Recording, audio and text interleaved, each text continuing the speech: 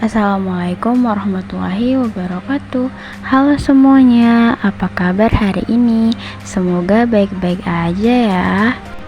Nah, kali ini kita akan membahas tentang gaya belajar.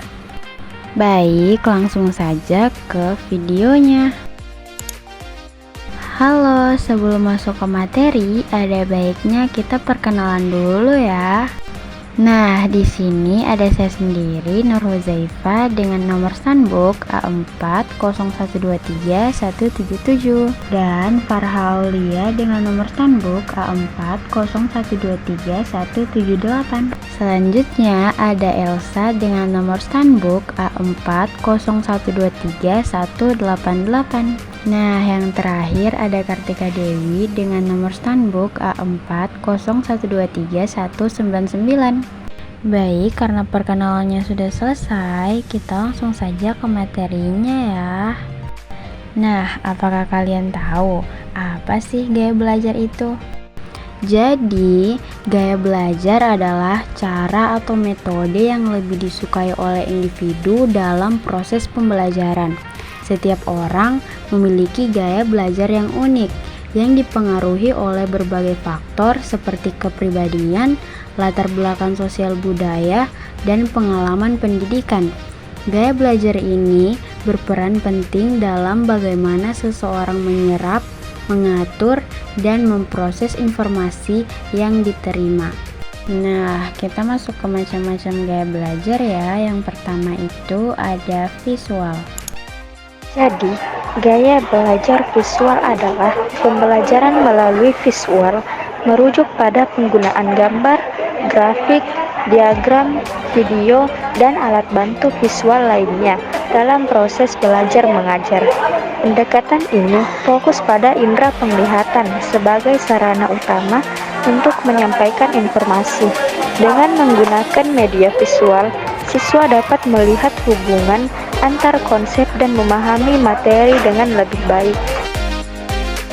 Adapun contoh gaya belajar visual yaitu seorang siswa menggunakan buku bergambar dan poster untuk memahami cerita dalam pelajaran bahasa Indonesia. Mereka lebih mudah mengingat informasi ketika melihat ilustrasi yang menarik. Gaya belajar visual memiliki kelebihan yang membuatnya efektif bagi banyak siswa.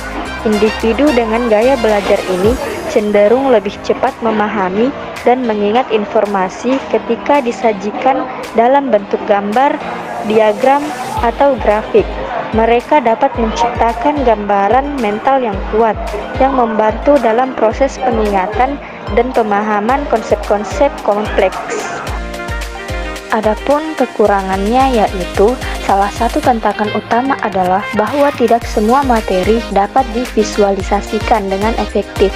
Konsep abstrak atau informasi yang sangat teknis mungkin sulit dipahami tanpa penjelasan verbal yang mendetail.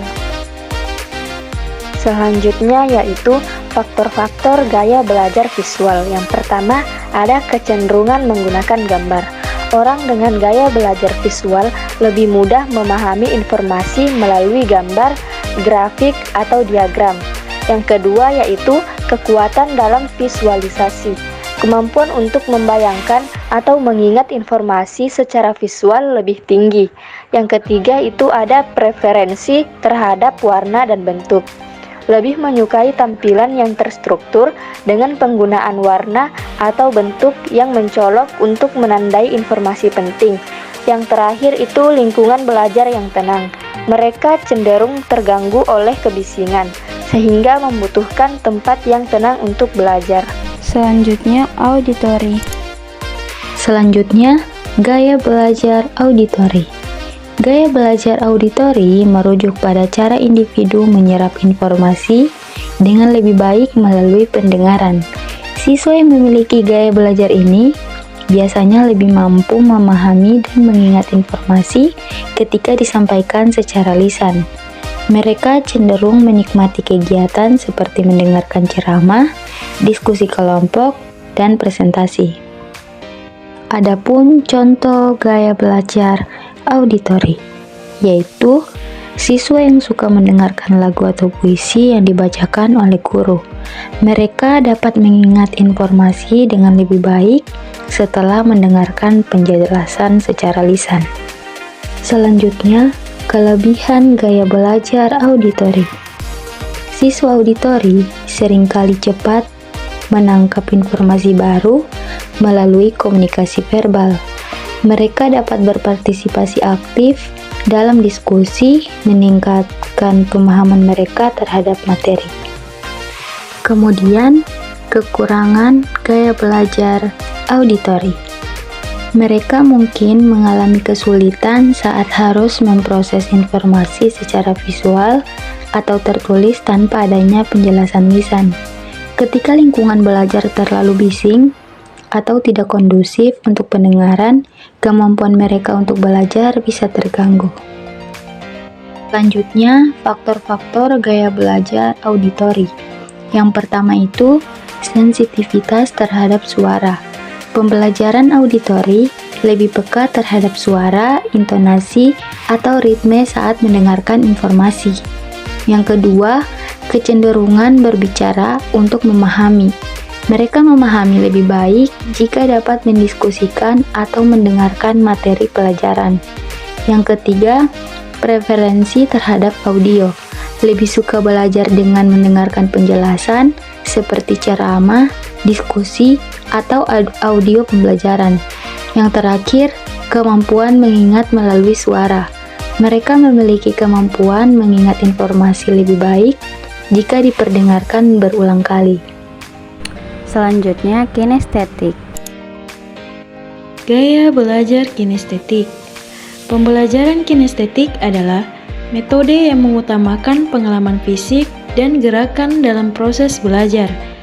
Individu dengan gaya belajar ini cenderung lebih mudah memahami dan mengingat informasi ketika mereka terlibat secara aktif dalam kegiatan yang melibatkan sentuhan, gerakan, dan pengalaman langsung. Contoh gaya belajar kinestetik. Siswa yang belajar tentang tumbuhan dengan melakukan kegiatan berkebun di halaman sekolah. Mereka lebih memahami proses pertumbuhan tanaman melalui pengalaman langsung. Pembelajaran kinestetik memiliki kemampuan untuk mengingat informasi baik ketika mereka dapat menyentuh atau melakukan aktivitas terkait. Ini berarti bahwa pengalaman langsung membantu mereka dalam menginternalisasi pengetahuan. Adapun kekurangannya yaitu kelemahan dalam konsep teori. Mereka mungkin mengalami kesulitan dalam memahami konsep-konsep teoritis yang tidak melibatkan praktik langsung, sehingga bisa mempengaruhi pemahaman mereka secara keseluruhan terhadap materi pelajaran. Faktor-faktor gaya belajar kinestetik. Pertama, kebutuhan untuk bergerak. Individu kinestetik membutuhkan gerakan fisik untuk belajar lebih efektif, seperti eksperimen, simulasi, atau praktik langsung. Selanjutnya, pembelajaran melalui pengalaman. Lebih suka belajar dari pengalaman langsung, sehingga pembelajaran yang terlalu teoritis atau konsep abstrak kurang efektif. Selanjutnya, keterlibatan aktif. Mereka merasa lebih terlibat saat dapat memegang atau memanipulasi objek atau ketika belajar dengan kegiatan fisik. Terakhir, preferensi lingkungan yang dinamis. Lingkungan yang fleksibel dan interaktif lebih cocok bagi mereka dibandingkan dengan ruang belajar yang kaku. Materi terakhir adalah strategi pembelajaran. Yang pertama itu, identifikasi gaya belajar. Guru perlu mengidentifikasi gaya belajar siswa seperti visual, auditori, atau kinestetik. Hal ini dapat dilakukan melalui observasi atau kuis sederhana untuk mengetahui preferensi belajar masing-masing siswa. Yang kedua itu, pendekatan multimodal. Menggunakan pendekatan multimodal yang mencakup berbagai gaya belajar dalam satu sesi pembelajaran. Misalnya, menggabungkan presentasi visual dengan diskusi lisan dan aktivitas fisik untuk melibatkan semua siswa. Yang ketiga ada strategi pembelajaran kooperatif. Untuk siswa dengan gaya belajar kinestetik, gunakan strategi pembelajaran kooperatif yang memungkinkan mereka berinteraksi dan berkolaborasi dalam kelompok. Ini dapat meningkatkan keterlibatan dan pemahaman mereka terhadap materi. Yang keempat, ada penggunaan alat peraga. Menggunakan alat peraga dan media visual seperti poster, gambar, dan video untuk mendukung siswa dengan gaya belajar visual. Ini membantu mereka memahami konsep dengan lebih baik. Dan yang terakhir, aktivitas praktis.